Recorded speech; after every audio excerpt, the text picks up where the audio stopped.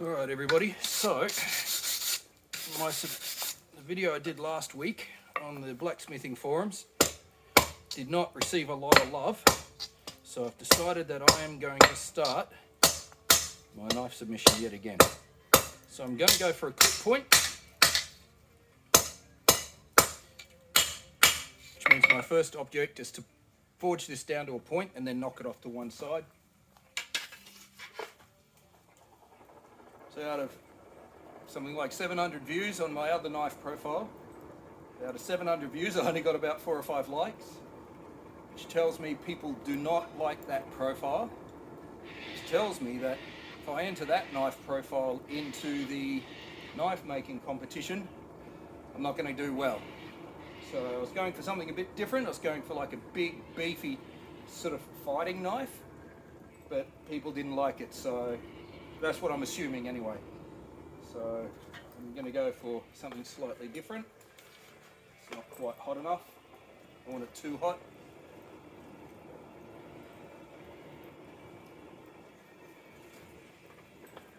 It's good. Let's get this going down.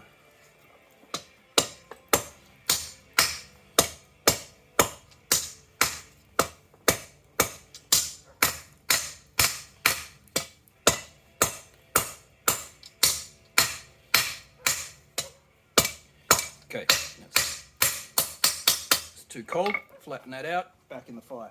All right, so I won't keep recording the whole thing. What I'll do is I'll get this down to a point, then I'll come back. Once I've got it into a point, I'll show you what's going to happen. Now I'll show you one thing right now. You can already sort of see it. See how this is starting to curve like this? It's called a fish mouth, all right? As it comes down to a point, it's going to fish mouth something chronic. It's going to be really, really bad. So the point is, at that stage, I'll cut it off, that fish mouth. I'll cut it off on the edge of the anvil here where I've left a sharp corner. Break it off. That gives me a nice point. So I'll show that to you a little bit later on, okay?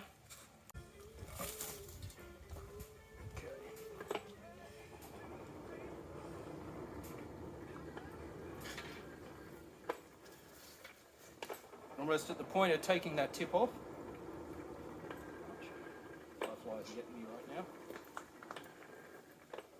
Need to build up my fire a little bit. It's spread out on me a bit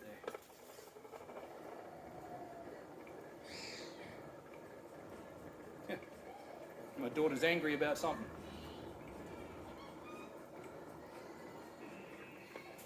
Yep. Alright, so you can see I've got this little burr on the tip there. Probably see that. So have to heat this steel back up. The aim now is pinch that and break it off. So I'll just heat this back up again a little bit.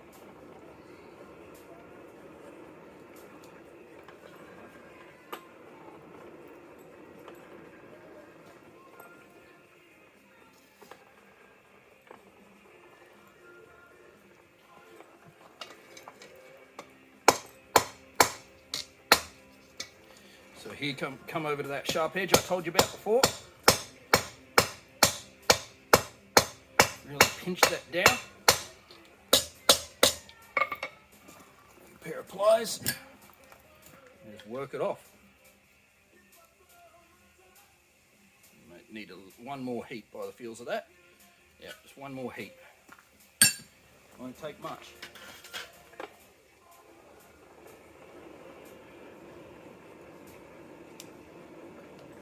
Because thinner the metal, the faster it heats up. So that'll heat up very, very quickly.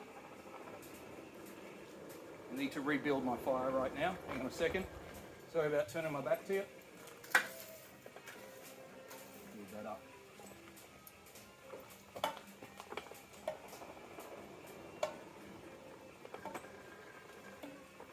There you go. Look at that.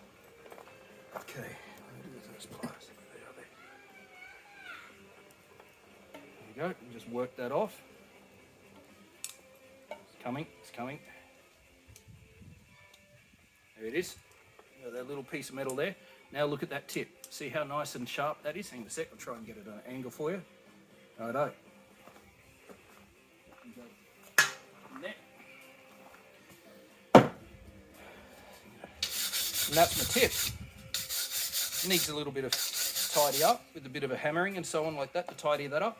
Next step is I'm going for a click point Bowie knife.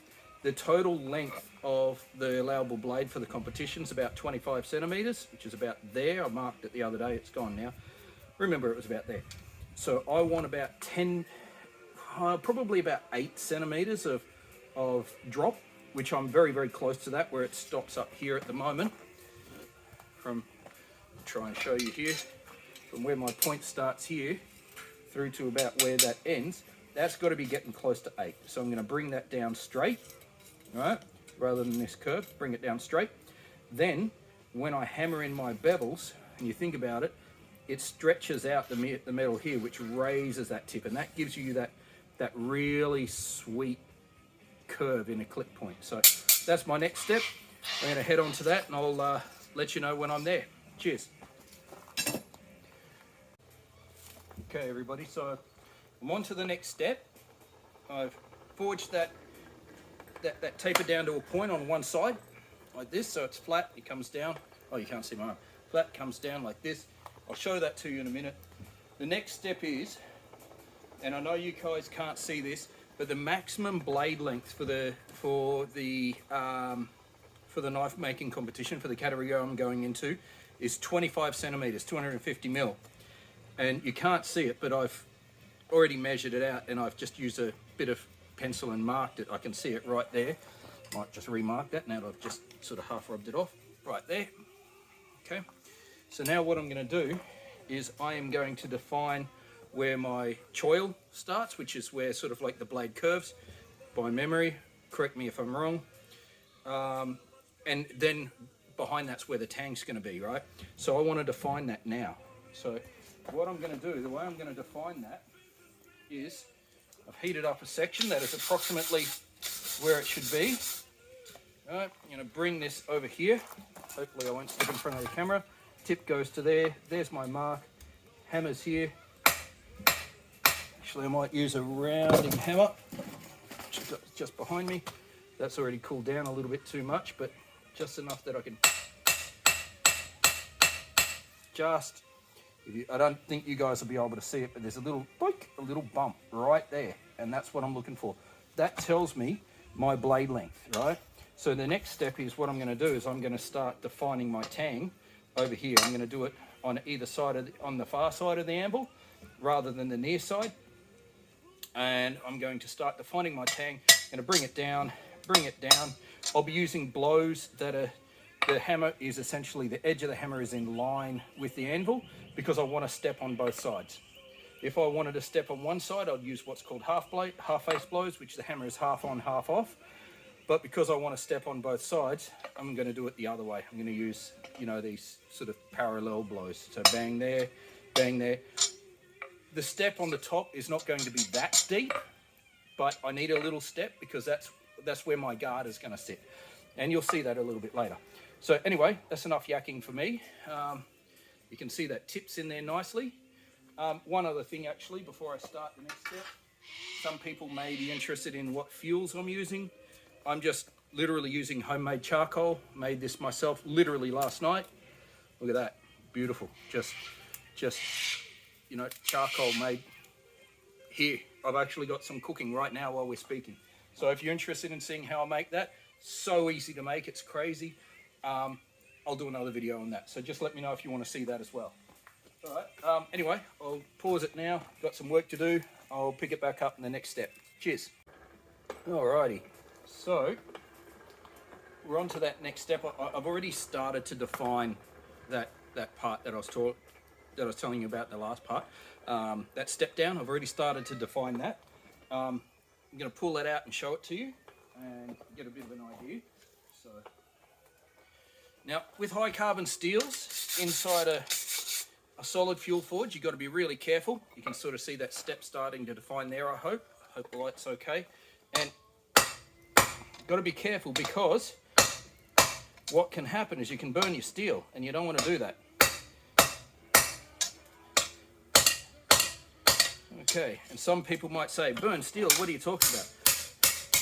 I'm talking about literally burning your steel and it crumbles and falls apart. like charcoal, like wood. It's crazy. So now you can sort of see that step down there a bit. I hope it's a bit hard for me to see because I've got reflections on the screen. But looking here, so I've got, comes across and then it steps down and steps down here. So my next step is I'm going to start drawing this down, and that's going to become what's called a tang, right? Which is the part that goes inside a handle. This is going to be a hidden tang knife. So I want to bring this down to probably about, I'd say about 5 mil, and then the rest of the bottom is going to come up. Maybe even down to about 10 mil, and the rest of the bottom is going to come up, because that'll leave me a little bit more for another step. Then where this is right now, that's probably just going to get cut off later. I'm going to try and leave this part. I'm going to try not to forge anything through here, because that will give me the start of another knife later. All right, it's going back in the fire, and I will pick it up a little bit later and show you where we're at. Cheers. Well, folks, it's kind of game over. I don't know if you can see it, but it's just started raining. So I'm going to stop there for the moment. But here's the profile so far, okay? So, oops, that was warm, wasn't hot. Probably I wouldn't want to touch there. Up to about here is okay. Right, so clip comes down this way. Started to bring in the tang up through here. This is going to thin down about half of that yet. Then once I've done that, I'm going to start to put in a bevel here, which will make this raise up. I may concave this slightly first to give a really nice sweep in that clip. That's what I did in the last life. I concaved this slightly before I thin this down here, because when you bevel, when you think about it, when you stretch something, one side can stay the same sort of strength, the same sort of width, and the other side gets thinner. And so when you bevel along here, it gets thinner, this raises up. Anyway, that's more for the people who don't forge. Anyway, that's where I'm at now. I've got to stop. I forge outside. It's raining on my fire. It's raining on my anvil. So I'm going to pause there and I'll pick it up later. Cheers.